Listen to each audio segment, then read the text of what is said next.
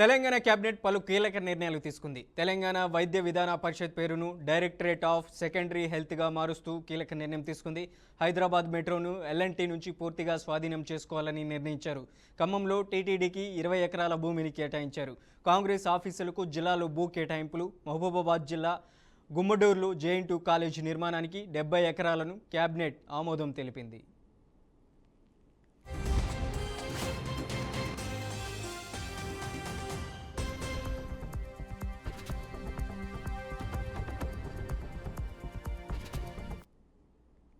మంగళవారం AP cabinet సమావేశం జరగనుంది. సిఆర్డీఏ ప్రతిపాదనలకు కేబినెట్ ఆమోదం తెలపనుంది. పలు సంస్థలకు భూ కేటాయింపులపైన కేబినెట్ కీలక నిర్ణయం తీసుకోనున్నట్లు సమాచారం.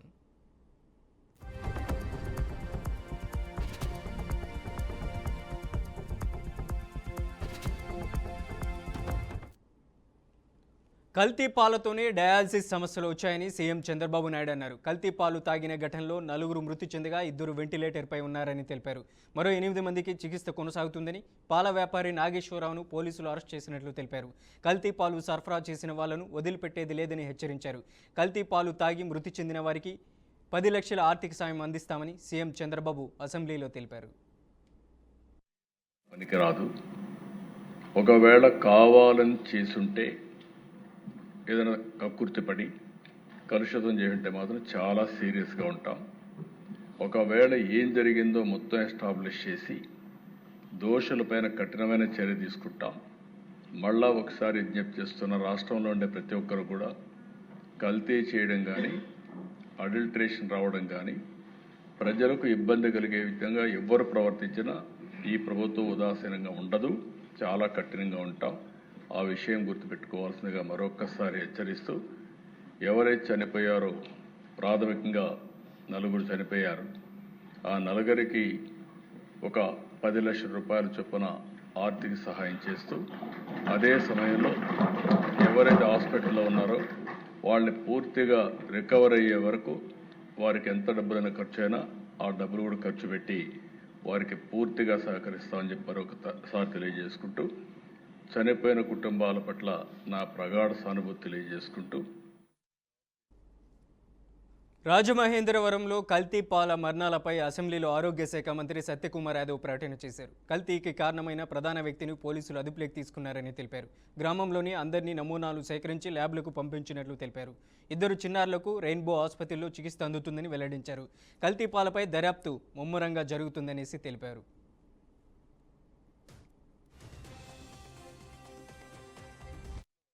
కోరుకొండ మండలం నర్సాపురం గ్రామంలోని వరలక్ష్మి మిల్క్ డైరీ నుండి 106 కుటుంబాలకి పాలు సరఫరా చేయబడినట్టు కూడా గుర్తించారు అధ్యక్ష. ఆ డైరీ నుండి పాల సరఫరాను తక్షణమే నిలిపివేయడం జరిగింది. అదేవిధంగా ఇప్పటి వరకు 12 మంది ఆసుపత్రిలో చేరారు, వివిధ ఆసుపత్రుల్లో. దాంట్లో 4 మరణాలు నమోదయ్యాయి అధ్యక్ష. 8 మంది ఆసుపత్రులు చేరి ఇప్పుడు చికిత్స పొందుతున్నారు. దాంట్లో 6 మంది ప్రమాదం నుంచి బయటపడ్డారు, 2 వెంటిలేటర్ మీద ఉన్నారు అధ్యక్ష. చాలా వరకు ఇక్కడ 60 నుంచి 82 సంవత్సరాల వయసు వాళ్ళు 10 మంది ఉంటే 2 చిన్నపిల్లలు ఉన్నారు అధ్యక్ష. వాళ్ళ 2 పిల్లలు కూడా రెయిన్బో ఆసుపత్రిలో ఉంటున్నారు, వెంటిలేటర్ మీద ఉంటున్న పరిస్థితులు అధ్యక్ష. మరణించిన వారు 58 సంవత్సరాల నుంచి కృష్ణవేణి 74 సంవత్సరాలు, రాధాకృష్ణమూర్తి 76 సంవత్సరాలు, శేషగిరిరావు 72, అదేవిధంగా శ్రీమతి రమణి గారు 58 సంవత్సరాలు వయసుగా పెట్టడం జరిగింది. వెంటనే ఈ ర్యాపిడ్ తక్షణమే ప్రభుత్వం స్పందించి ర్యాపిడ్ రెస్పాన్స్ టీమ్ను ఏర్పాటు చేయడం జరిగింది పర్యవేక్షణ కోసం. జనరల్ మెడిసిన్ నిపుణులు, మైక్రోబయాలజిస్టులు, శిశు వైద్య నిపుణులు, ఎపిడెమియాలజిస్టులు దీంట్లో ఉన్నారు. అదేవిధంగా 14 ఫీల్డ్ సర్వీస్ టీమ్స్ నియామకాన్ని ఆ ప్రాంతాల్లో, ఈ లాలా చెరువు ప్రాంతంలో ఉంటున్న స్వరూపనగర్, ఈ చౌడేశ్వరి నగర్ సంబంధించిన వాటిల్లో 600 ముందు జాగ్రత్తగా 679 ఇళ్లలో సందర్శన చేయడం కానీ, హౌస్ సర్వే చేయడం, తర్వాత 957 కుటుంబాల స్క్రీనింగ్ కూడా చేయడం జరిగింది అధ్యక్ష. పాల సరఫరా పొందిన 106 కుటుంబాల నుండి కూడా రక్త నమూనాల సేకరణ కొనసాగుతోంది. ఆ లక్షణాలు ఉన్న వ్యక్తులను గుర్తించడం, చికిత్సకు రెఫరల్ చేయడము, వైద్య పర్యవేక్షణ, ప్రజలకు సూచనలు కూడా జారీ చేయడం జరుగుతోంది.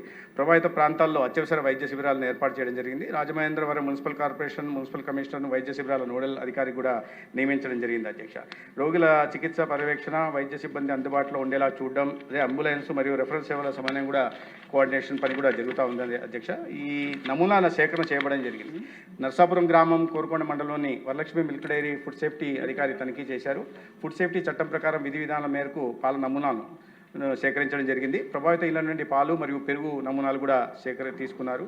నమూనాలు పంపిన ప్రదేశాలు స్టేట్ ఫుడ్ ల్యాబొరేటరీ హైదరాబాద్కి, అదేవిధంగా స్టేట్ ఫుడ్ ల్యాబొరేటరీ విశాఖపట్నము, అదేవిధంగా హైదరాబాద్లో ఉంటున్న విమ్టా ల్యాబ్ కూడా నమూనాలను పంపడం జరిగింది అధ్యక్ష. ఈ మరణించిన వారిలో కృష్ణవేణి గారి కుమారుడైన తాడి సీతారామయ్య గారి ఫిర్యాదు మేరకు పోలీస్ స్టేషన్లో ఒక క్రిమినల్ కేసు కూడా నమోదు చేయడం జరిగింది. అదేవిధంగా అనుమానిత విక్రేత ఎవరైతే ఉన్నారో అతన్ని కూడా పోలీసులు అదుపులోకి తీసుకొని విచారణ చేస్తున్నారు. క్రూజ్ టీమ్స్ అదేవిధంగా ఫోరెన్సిక్ బృందాలు కూడా దర్యాప్తులో పాల్గొంటున్నాయి. పోస్ట్ మార్టం కూడా చేయడం జరిగింది అధ్యక్ష. మరణించిన వారి శరీరాన్ని, పార్థివ దేహాన్ని పోస్ట్ మార్టం అనంతరం నమూనాలను ప్రాంతీయ ఫోరెన్సిక్ ల్యాబ్ కూడా పంపబడుతుంది. ఈ పంపిణీ వ్యవస్థ మరియు ప్రభావిత వినియోగదారులను గుర్తించేందుకు దర్యాప్తు కూడా కొనసాగడం జరుగుతుంది అధ్యక్ష. అదేవిధంగా ఈ 4 వెటర్నరీ వైద్యులతో కూడిన బృందం కూడా దర్యాప్తు చేస్తుంది. పశువులకు ఇచ్చే మేత, నీరు, ఎండు మరియు పచ్చి మేత నమూనాలను కూడా సేకరించి వాటికి కూడా VBRI ల్యాబ్కు పంపడం జరిగింది అధ్యక్ష. అయితే ఈ విషయం తెలిసిన వెంటనే గౌరవ ముఖ్యమంత్రి గారు వెంటనే స్పందించి దీని మీద నిరంతరం సమీక్ష నిర్వహిస్తూ ఉన్నారు. రాజమండ్రిలో కల్తీ పాలు తాగి 4 మృతి చెందిన ఘటనను ప్రభుత్వం సీరియస్గా తీసుకుంది. నర్సాపురం వరలక్ష్మి డైరీ నుంచి పాల సరఫరా చేసినట్లు గుర్తించింది. పాల నమూనాలను హైదరాబాద్కు పంపింది. కల్తీ నిర్ధారణ అయితే కఠిన చర్యలు తీసుకోవాలని ఇప్పటికే నిర్ణయించింది. మరోవైపు మృతుల కుటుంబాలకు 10 లక్షల చొప్పున ఆర్థిక సాయం ప్రకటించింది. ప్రధానంగా ప్రస్తుతం ఆసుపత్రుల్లో 12 మందికి చికిత్స కూడా అందిస్తుంది. ఈ ఘటనపై అటు వైసీపీ నేతలు కూడా ఘాటుగా స్పందిస్తున్నారు. నిందితుల నుంచి చట్టపరమైన చర్యలు తీసుకోవాలని కోరుతున్నారు.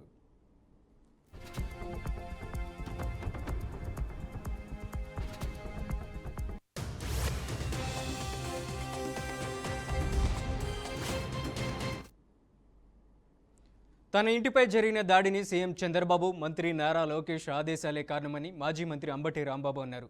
సాయంత్రం 5 నుంచి రాత్రి 12 గంటల వరకు తన ఇంటిపై దాడి జరుగుతున్నా పోలీసులు పట్టించుకోవడం లేదని అంబటి రాంబాబు అసహనం వ్యక్తం చేశారు. ఇది చంద్రబాబు, లోకేష్ల కుట్ర కాదని అంబటి ప్రశ్నించారు. లోకేష్ గారు 18 రోజులు రాజమండ్రి సెంట్రల్ జైల్లో పెడితే నన్ను ఏం చేయగలిగారంటున్నా నేను. నా ధైర్యాన్ని తగ్గించగలిగారా? నా కమిట్మెంట్ తగ్గించగలిగారా? మరింతగా పెంచగలిగారని కూడా ఈ సందర్భంగా నేను మనవి చేస్తున్నా. ఈ 4టికి చంద్రబాబు నాయుడు గారికి మనసుంటే, చంద్రబాబు నాయుడు గారి దగ్గర చిత్తశుద్ధి ఉంటే 4టికి సమాధానం చెప్పండి. సింపుల్. మీలో చిత్తశుద్ధి ఉంటే, మీరు కూయలమైంది కాకపోతే, నా మీద కక్ష సాధించే కార్యక్రమాలు చేయకోకుండా కేవలం చట్ట ప్రకారం మీరు చేసేవాళ్ళైతే వీటికి లాజికల్గా సమాధానం చెప్పండి అని నారా చంద్రబాబు నాయుడు గారిని అడుగుతున్నా. ఈ మధ్యలో ఉన్నటువంటి చెంచాలతో కాదు, చిన్న చిన్న నాయకులతో కాదు, గౌరవనీయమైనటువంటి ముఖ్యమంత్రి నారా చంద్రబాబు నాయుడు గారే దీనికి సమాధానం చెప్పాలని కూడా అడుగుతా ఉన్నా. జరిగింది దుర్మార్గమని, చంద్రబాబు నాయుడు గారు లోకేష్ స్థాయిలోనే కుట్ర జరగటం వల్ల ఇలా జరిగిందని, వచ్చిన ఎస్పీ కూడా వారి ఆదేశాల మేరకు వెనక్కి వెళ్ళిపోయాడని, ఇవన్నీ కూడా వాస్తవాలు ప్రజల్లో చర్చించబడుతున్నాయి. ఈ 5 ప్రశ్నలకి కూడా నారా చంద్రబాబు నాయుడు గారు, ఈ రాష్ట్ర ముఖ్యమంత్రి సమాధానం చెప్పి చిత్తశుద్ధిగా మీరు మీ చిత్తశుద్ధిని ప్రదర్శించుకోండి. సమాధానాలు చెప్పకపోతే మీరు ఇవన్నీ వాస్తవాలుగా ప్రజలు భావించండి అని ప్రజల్ని నేను మనస్ఫూర్తిగా కోరుకుంటున్నాను. ఏమండి లోకేష్ గారు? చెప్పులు వేసుకొని శాసనమండలిలో దేవుడి ఫోటో పట్టుకోలేదని ఎమ్మెల్సీ బొత్స సత్యనారాయణ తెలిపారు. ఫోటోలను ఎలా మార్ఫింగ్ చేశారో తేల్చాలని ఆయన డిమాండ్ చేశారు. త్వరలోనే ఒరిజినల్ వీడియోలను ప్రజల ముందుకు తీసుకొస్తామన్నారు. ఇందాపూర్ నెయ్యి బయట కిలో 560కి అమ్ముతూ టీటీడీకి 658కి ఎలా సరఫరా చేస్తారని బొత్స ప్రశ్నించారు. ఇక సిబిఐపై నమ్మకం లేక ఏకసభ్య కమిషన్ వేశారని, కోర్టులపై తమకు నమ్మకం ఉందని ఎమ్మెల్సీ బొత్స సత్యనారాయణ తెలిపారు. ఈ 2-3 రోజుల్లో జరిగిన పరిణామాలు మీరు చూశారు. ఆ రోజు హౌస్లో ఈనాడు పేపర్లోను కానీ, లేదు ఆంధ్రజ్యోతి పేపర్లో కానీ సభ్యులు వచ్చి వెంకటరామూర్తి దేవదేవుడి తాలూకా పటాన్ని చెప్పులతో చేసుకుని పట్టుకున్నారని చెప్పి అని పుటంలో వచ్చి ప్రచురణ జరిగింది. అవి వాస్తవాలా, లేదు అవి వచ్చి మ్యానిపులేట్ చేశారా, ఏఐతో చేశారా, ఇంకో దాంతో చేశారా అని దానికి జోలికి పోను. కానీ వాస్తవాలు ఏంటో సీసీ ఫుటేజ్ కావాలని చెప్పి మా సభ్యులు చైర్మన్ గారిని కోరడం జరిగింది. చైర్మన్ గారు ఇచ్చిన ఫుటేజ్లో ఇప్పుడు మాకు కూడా ఇస్తామని చెప్పారు. అది బీఎస్సీ మీటింగ్లో చూపెట్టారు. అందులో చూస్తే ఆ విషయాలు ఏవి లేవు. సభ్యులు ఫోటోలు కానీ ఆ చెప్పులు వేసుకున్నట్టు కానీ ఏ ఒక్కటి కూడా అందులో లేదు. కాబట్టి దాని మీద ఏ రకంగా బయటకు వచ్చినాయి, ఏ రకంగా మార్పింగ్ చేశారు, ఏ రకంగా ఈ కార్యక్రమాన్ని చేశారు, దాని మీద కూడా చర్యలు తీసుకోవాలని బీఎస్సీ కమిటీలో మేము పట్టుబట్టాం. మా సభ్యులందరూ అందుకే స్పీకర్ పోడియం దగ్గరికి స్పీకర్ చైర్మన్ గారి రూమ్ దగ్గరికి వెళ్ళి చైర్మన్ రూమ్ దగ్గరికి వెళ్ళి వీళ్ళందరూ కూడా డిమాండ్ చేయడం కూడా జరిగింది. దానికి కారణం అది ఎందుకంటే మాకు చెప్తుందోటి, మాకు ఇస్తుందోటి. మీ పత్రికల్లో ఏదైతే అధికార పార్టీకి తొత్తులుగా అధికార పార్టీ కొమ్ము కాస్తున్న పత్రికలు ఏవైతే ఉన్నాయో ఆ కొమ్ము కాస్తున్న పత్రికల్లో వచ్చి ఒక విధమైన ఫోటోలు, ఒక విధమైన విజువల్స్ వస్తున్నాయి. అవి ఏం ఉన్నాయి లేనట్టు చూపడానికి ప్రయత్నం చేస్తున్న ఈ నేపథ్యంలో అందుకే ఇంకా ఫైనల్ గా ఇంకా మా సభ్యులందరూ కూడా స్థానం కోల్పోయి వెళ్ళి ఈ డిమాండ్ మాదని చెప్పి వాళ్ళందరూ బాధ్యతంగా వెళ్ళి అక్కడ చేయడం జరిగింది. ఈ 2-3 రోజుల్లో జరిగిన పరిణామాలు మీరు చూశారు. ఆ రోజు హౌస్లో ఏపీ మంత్రి వాసంశెట్టి సుభాష్ తెలంగాణ మాజీ సీఎం కేసీఆర్పై విమర్శలు చేశారు. శెట్టి బల్జలను బీసీ జాబితా నుండి తొలగించి ఓసీలో చేర్చడం కేసీఆర్ తీరని ద్రోహమని మంత్రి తెలిపారు. శెట్టి బలిజల కుల ప్రయోజనాలను ప్రాధాన్యం ఇవ్వకుండా పార్టీ వర్కులు జరిపితే తీవ్ర పరిణామాలు ఉంటాయని మంత్రి ఘాటుగా హెచ్చరించారు. తెలంగాణలో శెట్టి బలిజలను తిరిగి బీసీ జాబితాలో చేర్చాలని బీసీ కమిషన్ను కలిశారని తెలిపారు. కూడుపూడి సత్యబాబు అలాగే ఇతర నేతలు కుల ఐక్యతతో సామాజిక రాజకీయ ఎదుగుదల సాధ్యమని చెప్పారు. అంబేద్కర్ కోనసీమ జిల్లా గంగలకుర్రు అగ్రహారంలో జరిగిన శెట్టి బలిజ సంఘం స్తూపం ఆవిష్కరణ సభలో మంత్రి వాసంశెట్టి సుభాష్ ఈ వ్యాఖ్యలు చేశారు.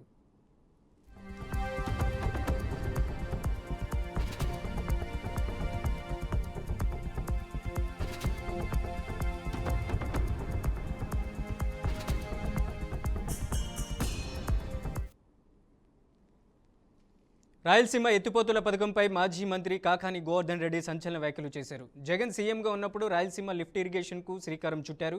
కూటమి ప్రభుత్వం రాగానే అది ఆగిపోయిందని మండిపడ్డారు. అలాగే రాబోయే రోజుల్లో రైతులతో కలిసి లిఫ్ట్ ఇరిగేషన్ కోసం ఉద్యమించబోతున్నట్లు మాజీ మంత్రి తెలిపారు. రాయలసీమ లిఫ్ట్ ఇరిగేషన్ ద్వారా సీమ ప్రాంతంతో పాటు నెల్లూరు జిల్లాకు కూడా చాలా ప్రధానమైనటువంటి అవసరం ఉంది. నెల్లూరు జిల్లా రైతాంగానికి కూడా సీమ లిఫ్ట్ ఇరిగేషన్ అనేటువంటిది ఒక వరప్రదాయం లాంటిది.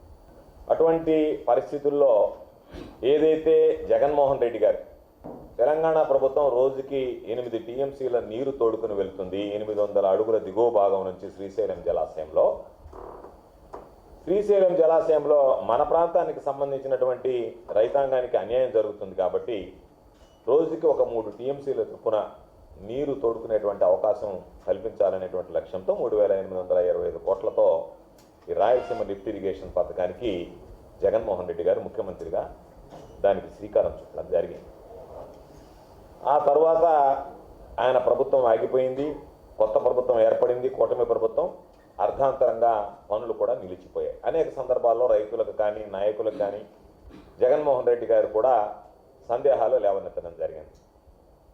చివరికి తెలంగాణ అసెంబ్లీ సాక్షిగా తెలంగాణ ముఖ్యమంత్రిగా ఉన్నటువంటి రేవంత్ రెడ్డి గారు నేను మాట్లాడి రాయలసీమ లిఫ్ట్ ఇరిగేషన్ని ఆపించి వేశాను చంద్రబాబు నాయుడు గారితో మాట్లాడి అని చెప్పి ఆయన అసెంబ్లీ వేదికగా ప్రకటించడం జరిగింది.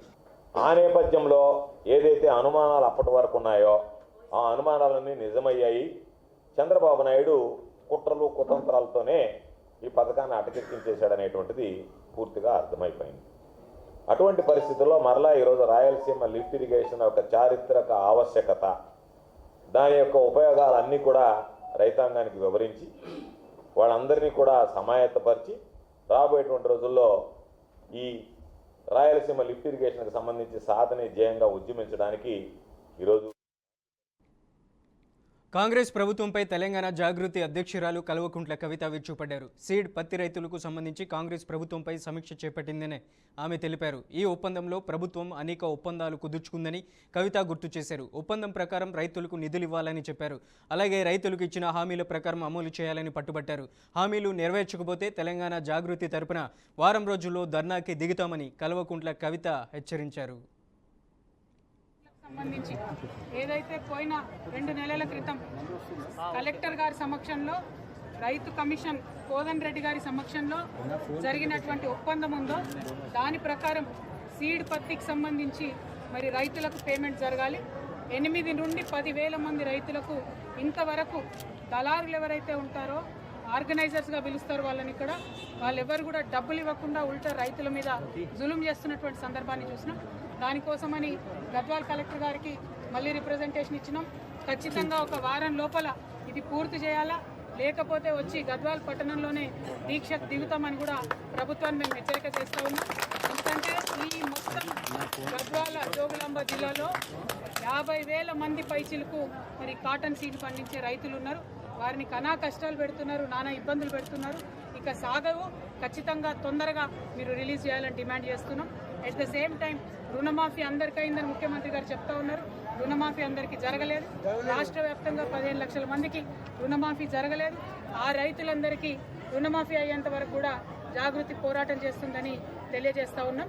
రైతు భరోసా తొందరగా వేయాలి, కేవలం ఎన్నికల కోసం కాదు, మీరు ఇచ్చిన మాట ప్రకారం రైతు భరోసా వేయాలని చెప్పి డిమాండ్ చేస్తున్నాం. కామారెడ్డిలో కాంగ్రెస్ బీజేపీ నేతల మధ్య వివాదం ముదిరింది. పట్టణంలోని డిగ్రీ కళాశాల భూముల వ్యవహారంపై ఇరు పార్టీల నేతలు పరస్పర ఆరోపణలు చేసుకుంటున్నాయి. ఈ అంశంపై జిల్లా కలెక్టర్కు వినతి పత్రం ఇచ్చేందుకు వెళ్తానని బీజేపీ ఎమ్మెల్యే వెంకటరమణారెడ్డి ప్రకటించారు. తాము కూడా కలెక్టరేట్కు వెళ్తామని కాంగ్రెస్ నేతలు చెప్పారు. ఈ నేపథ్యంలో ఎమ్మెల్యే ఇంటి ముందు పోలీసు బందోబస్తు ఏర్పాటు చేశారు. తాను తప్పు చేసినట్లు నిరూపిస్తే రాజకీయాలు వదిలేస్తానని ఎమ్మెల్యే వెంకటరమణారెడ్డి సంచలన సవాల్ విసిరారు.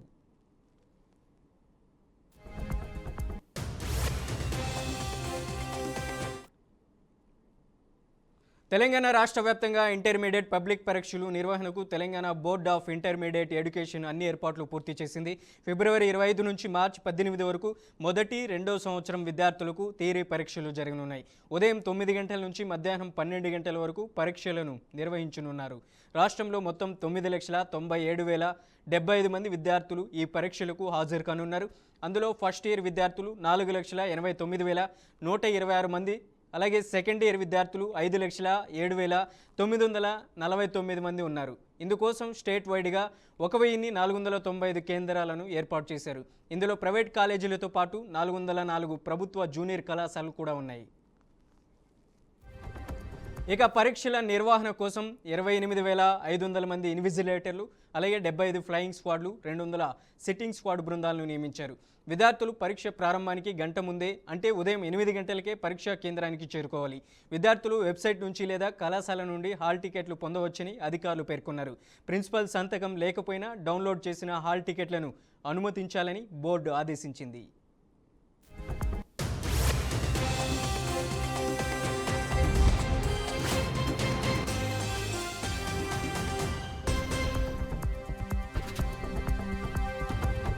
ఐపీఎస్ సునీల్ నాయక్ అరెస్ట్ విషయంలో ఏపీ పోలీసుల తీరుపై బీహార్ కోర్టు తీవ్ర ఆగ్రహం వ్యక్తం చేసింది. ఎలాంటి ఎఫ్ఐఆర్, కేసు డైరీ లేకుండా ఏ విధంగా ఓ సీనియర్ ఐపీఎస్ అధికారిని అరెస్టు చేస్తారంటూ ఏపీ పోలీసులను బీహార్ కోర్టు ప్రశ్నించింది. రఘురామకృష్ణంరాజు కేసులో సునీల్ నాయక్ ట్రాన్సిట్ రిమాండ్ను రిజెక్ట్ చేసింది. బీహార్ హైకోర్టు రక్షణ ఉన్నప్పటికీ ఏపీ పోలీసులు బలవంతంగా అరెస్టు చేయడం తీవ్రమైన నేరమని పాట్నా కోర్టు తప్పుపట్టింది. సునీల్ నాయక్ విచారణకు సహకరిస్తారని పాట్నా హైకోర్టు చెప్పినప్పటికీ అరెస్టు చేసేందుకు ఏపీ పోలీసులు రావడం ఏంటని కోర్టు ప్రశ్నించింది.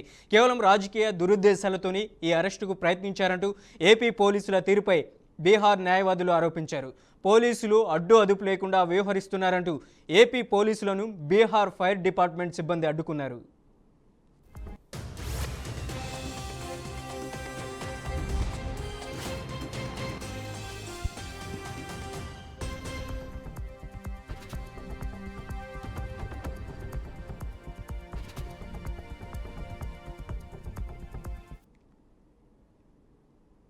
తిరుమల శ్రీవారి లడ్డూ ప్రసాదంలో కల్తీని ఈ వాడకం ఆరోపణలకు సంబంధించిన వివాదంలో ఏపీ ప్రభుత్వానికి సుప్రీంకోర్టులో పెద్ద ఊరట లభించింది.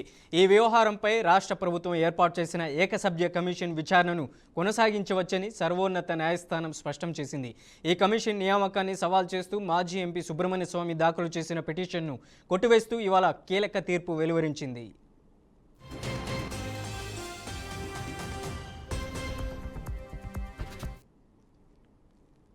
హైదరాబాద్ సహా తెలంగాణలోని పలు ప్రాంతాల్లో చిరుజల్లులు కురిశాయి. ఇప్పుడిప్పుడే ఎండలు ముదురుతున్నాయి. ఇలాంటి తరుణంలో హైదరాబాద్, కరీంనగర్ తదితర ప్రాంతాలు ఆకాశం మేఘావృతమై వర్షం కురిసింది. నైరుతి బంగాళాఖాతంలో ఏర్పడిన ద్రోణి ప్రభావం వల్ల వర్షాలు కురుస్తున్నట్లు వాతావరణ శాఖ తెలిపింది. హైదరాబాద్లోని Khairatabad, Musheerabad, RTC cross roads, Kachiguda, Kondapur, LB Nagar, Kukatpally, Uppal, Masab tank తదితర ప్రాంతాల్లో వర్షం కురిసింది. మధ్యాహ్నం వరకు ఎండ కాసింది. ఆ తర్వాత ఒక్కసారిగా వాతావరణం చల్లబడింది. కాగా నిజామాబాద్, మహబూబాబాద్, భద్రాద్రి కొత్తగూడెం జిల్లాల్లోనూ వర్షాలు కురుస్తాయని వాతావరణ శాఖ తెలిపింది. ఇక యాదాద్రి, భువనగిరి, సంగారెడ్డి, నిజామాబాద్, సిరిసిల్ల, జగిత్యాల, మెదక్, సిద్దిపేట, వికారాబాద్, కామారెడ్డి, మంచిర్యాల జిల్లాలు మోస్తారు వర్షాలు కురుస్తాయని హైదరాబాద్ వాతావరణ శాఖ తెలిపింది.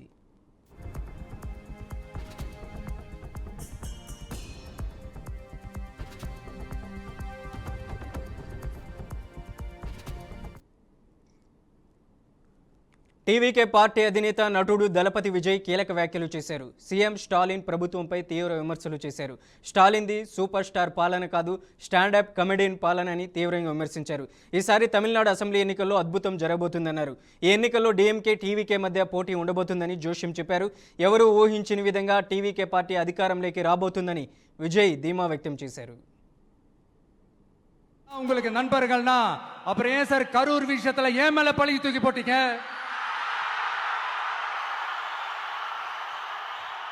உங்களுக்கு மனசாட்சின்னு ஒண்ணு இருந்தா அப்படி பேசிருப்பீங்களா?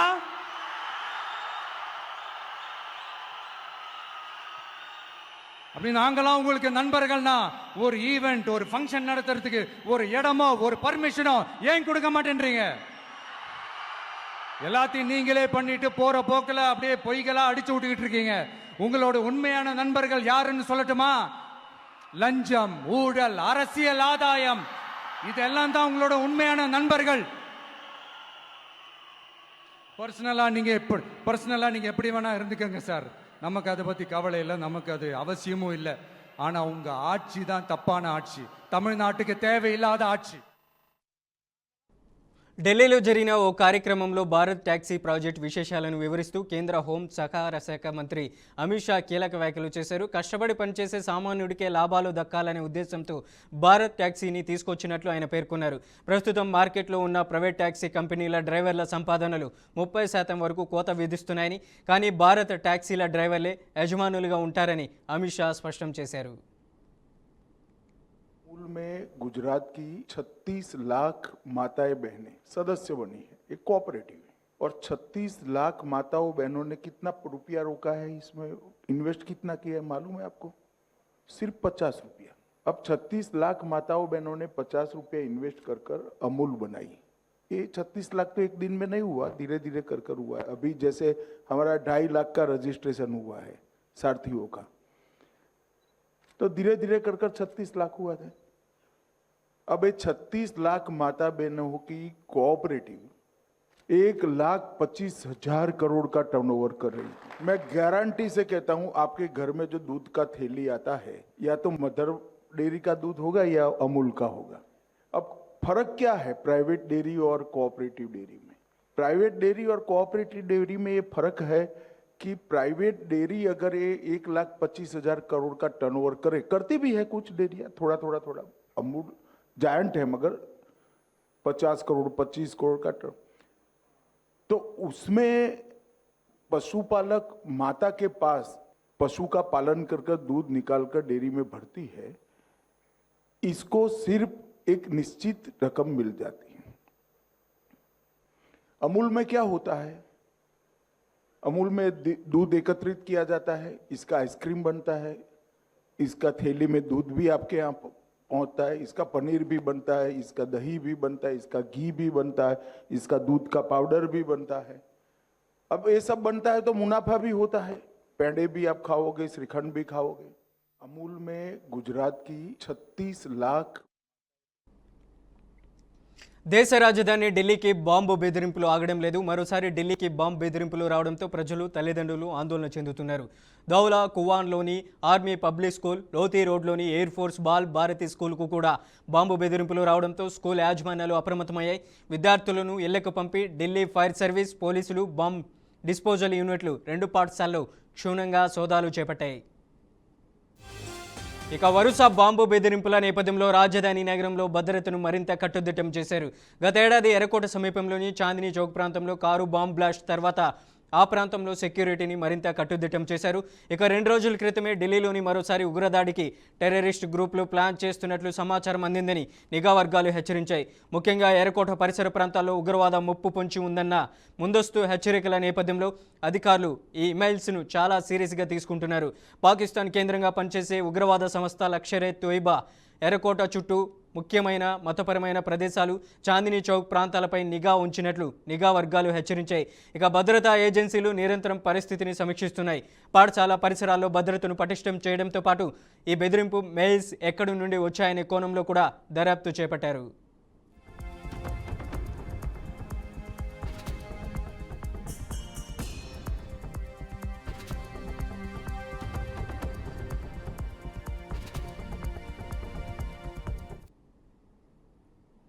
జమ్మూ కాశ్మీర్లో భద్రతా బలగాలు మరో కీలక విజయం సాధించాయి.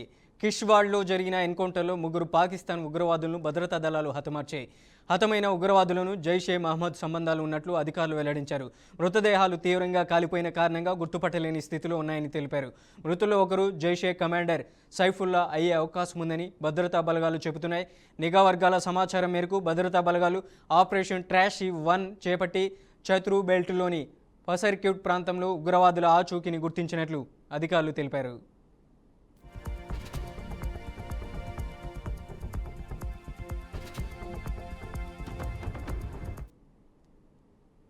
ఇక ఈ క్రమంలో జరిగిన ఎదురుకాల్పుల్లో 3 ఉగ్రవాదులు మృతి చెందినట్లు భద్రతా బలగాలు స్పష్టం చేశాయి. ఘటనా స్థలం నుంచి 2 AK-47 రైఫిల్స్తో పాటు పేలుడు పదార్థాలను భద్రతా బలగాలు స్వాధీనం చేసుకున్నాయి. సైఫుల్లా గత 5 ఏళ్లుగా జమ్మూ కాశ్మీర్లో చురుగ్గా కార్యకలాపాలు నిర్వహిస్తున్నట్లు సమాచారం. ఇక 2024లో 4 సైనికుల మరణానికి కారణమైన దాడి సహా పలు ఘటనలకు అతడే సూత్రధారి అనే ఆరోపణలు ఉన్నాయి. తాజా ఎన్కౌంటర్తో ఈ ఏడాదిలో ఇప్పటివరకు 7 జైషే ఉగ్రవాదులు హతమయ్యారని అధికారులు వెల్లడించారు.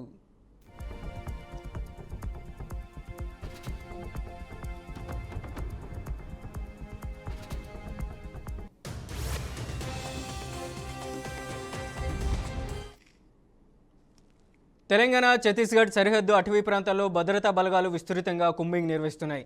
జెల్లా, తడపాల, డోలి గ్రామాల పరిసరాల్లో మావోయిస్టుల కోసం గాలింపు చర్యలు ముమ్మరం చేశాయి. ఈ క్రమంలో కరెగుట్ట ప్రాంతంలో వరుసగా బాంబుల మోత వినిపించగా అప్రమత్తమైన బలగాలు పలు మందు పాత్రలను గుర్తించి నిర్వీర్యం చేశాయి. అలాగే మావోయిస్టులు ఏర్పాటు చేసిన బంకర్లను కోబ్రా దళాలు ధ్వంసం చేస్తూ ముందుకు సాగుతున్నాయి. అటవీ ప్రాంతంలో ఎలాంటి అవాంఛనీయ ఘటనలు జరగకుండా భద్రతను కట్టుదిట్టం చేసినట్లు అధికారులు తెలిపారు.